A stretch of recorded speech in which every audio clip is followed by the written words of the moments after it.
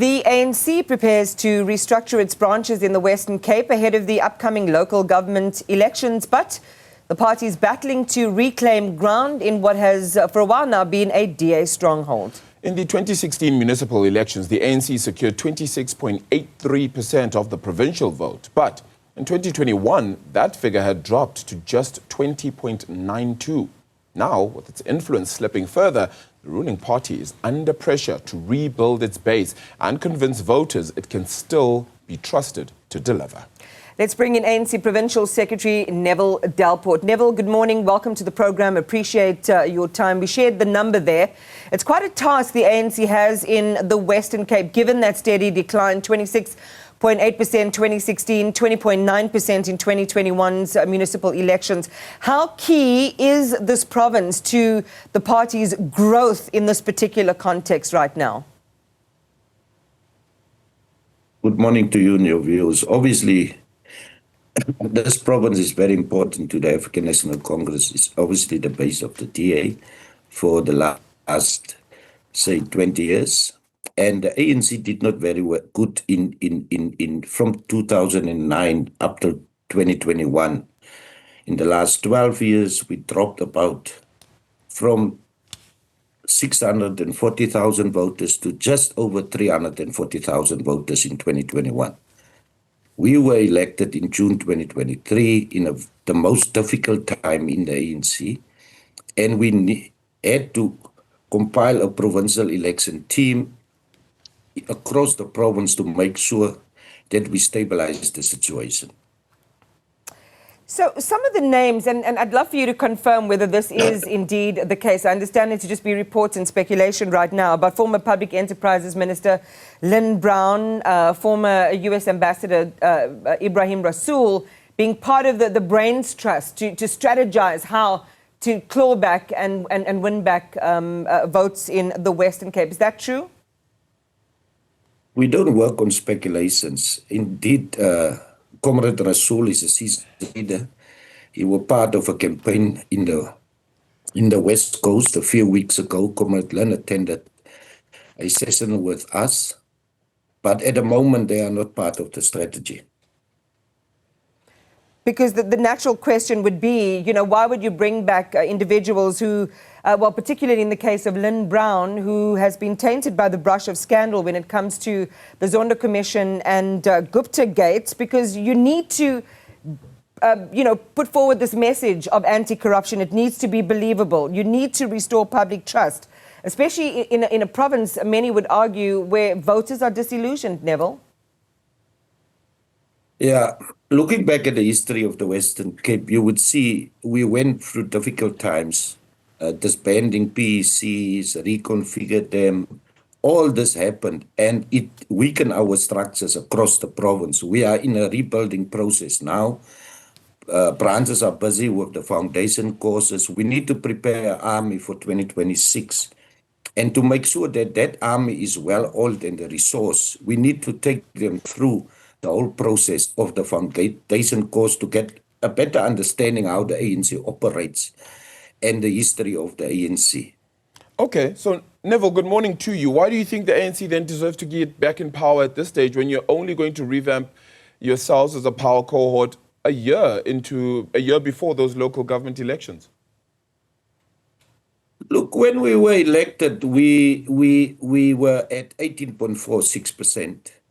Obviously, the PEC took a decision just to stabilize the situation, and we did stabilize the situation. We grew with about 50,000 votes because our structures were very weak at the time. Now that the term of office of structures have ended, due to a lot of issues, membership system issues, we are now in a rebuilding phase. And this is what we believe will strengthen the organization once we have proper structures on the ground.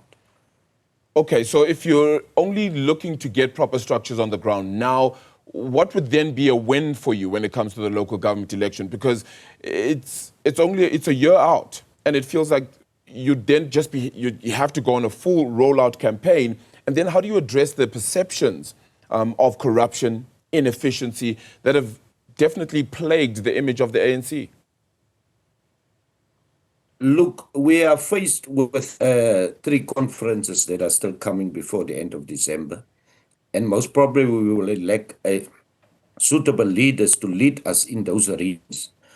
And those regions includes the West Coast, Overberg, Boland, and Karoo. It's about 4 outstanding regions that must conclude their conferences. And once those leaders are elected, it must appeal to the communities. It must address issues of the communities in our base wards, in our rural towns, in the whole of the province. And this is what we are looking at. We need to build from scratch. And this is what we are doing at the moment. Is it fair to say that your messaging, even right now, may not necessarily be straightforward because you're still awaiting leadership, which in itself means that your voters are not sure whether they can stand with you because of that? Look, we are the elected leadership. Voters must believe in the ANC. The ANC is the only party with the right direction, with the policies, and in making sure that the lives of our people are changing. But with the arrival of new parties, we've lost about 20 to 25% of our support to the Patriotic Alliance. And this is what we must analyze and enter into, and making sure that we regain the trust of those voters. And what's going to differentiate you, Neville? Why should anyone believe the ANC now? As you've said, historically they've not. Historically, they even would rather go with a brand new party that hasn't been around as long as you. Anyone but the ANC. Look, we've not been in power in the Western Cape, and that is what our ordinary voters should understand. The ANC has been out of power for years in the Western Cape, and we need to reconnect with our people per ward to regain that trust. People must see us leading campaigns per ward in making sure that we change the lives of our people. You know, at the beginning, Neville, you talked about, some of the anomalies or the issues the ANC had was in not having that disciplined leadership or stability that resulted in a lack of voter belief and so on. But what we understand from the ANC now in 2025 is that you're considering a restructuring of the Western Cape branches. There's talk now of dismantling or dissolving the current PEC. And I want to check, what are some of the specific weaknesses within the current provincial leadership and structures that have prompted a decision to go this route, given that this PEC was only formed back in June of 2023?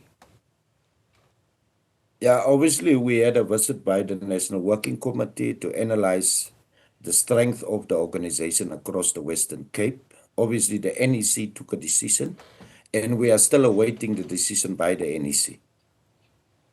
You know, another thing on, you said you haven't been in power since 2009. Of course, that is a fact. I'm just trying to think, when we think about the reasons the ANC lost the Western Cape in 2009, it was a combination of things. Governance failures, there were, internal divisions, there was voter backlash there because there were issues around declining service delivery and governance issues. The stakes are very high in the Western Cape. Neville, it's a DA stronghold. How will the branch restructuring and the leadership reset build the organizational discipline and the strategic capacity that you need to credibly take back this province? Look, the one mistake that the ANC must recognize, and it's captured in the Path to Power document, that the ANC have shifted away from the colored majority to the African-based areas, and that we need to correct, so that we gain the trust of colored communities. Secondly, we need to elect the right leadership at branch level, a leadership that connects, that are respected by communities. And that is what we are trying to do now. All right, well, let's see how it all plays out. What are the immediate moves we're likely to see in the coming days, Neville? We are still awaiting our NWC decision on how to strengthen the Western Cape, and we hope that this time it's real, that the ANC will support us towards 2026, and we are about to finish all our conferences before December 2025, so that we focus on elections. Well, let's talk about the differentiating factor. I mean, voters may be swayed by, a real and a new commitment to doing things differently. How are you going to differentiate yourself from the Democratic Alliance in a province you are historically struggling to dominate, given again those voter concerns about governance, corruption, and service delivery? Look, obviously, we rely on our deployed cadres and councillors to expose those areas where the DA are in control, communicate those messages to our communities, be upfront, alerting our communities on the issues that relates to their needs. And this is what we are focusing on, and to strengthen our structures. That's very important.